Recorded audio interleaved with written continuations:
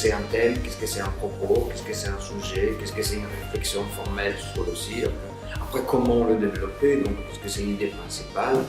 Et ensuite, c'est quoi qu'on veut provoquer, c'est quoi qu'on veut créer comme effet chez le spectateur. Et tout ça, c'est lié à l'aspect évocateur de ce qu'on veut faire.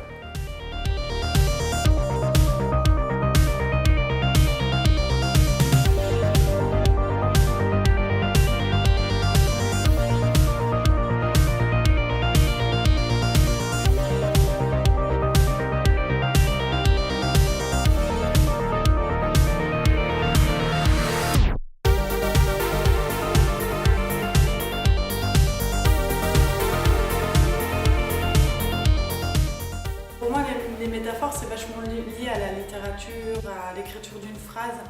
Mais du coup, l'écriture d'une phrase, c'est aussi... En fait, on fait des écritures de phrases aussi quand on fait du cirque.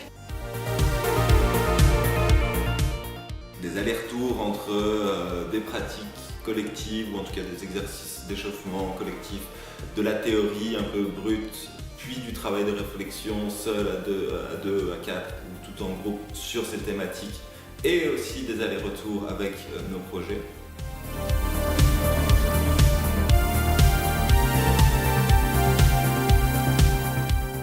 En fait, ce qui est très intéressant dans les labos quand on est à plusieurs, c'est d'observer le processus de l'un et de voir comment ça se déplace et ce qui se transforme, et de le comprendre aussi chez soi.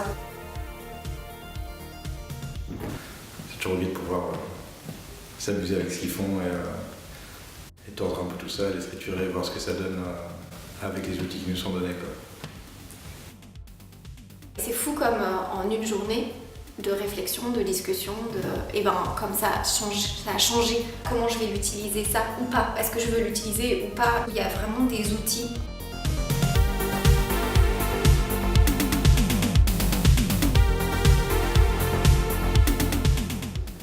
Donc il y a un côté théorique si on veut, mais il y a la pratique qui est très engagée.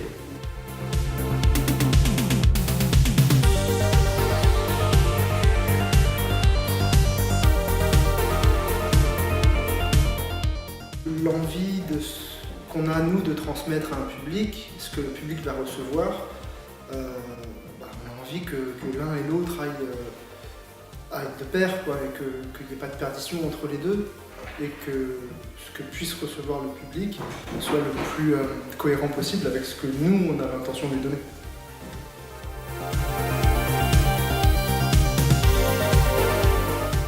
Préciser les effets que j'ai envie de produire chez les spectateurs et de cibler un peu mes intentions et les manières que je choisis pour arriver à ces buts.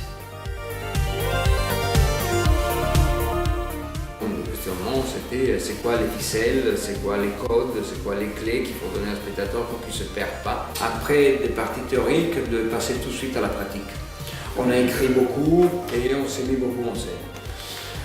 Pourquoi? Parce que je pense toujours que c'est fondamental écrire pour penser et c'est fondamental se mettre en action pour comprendre.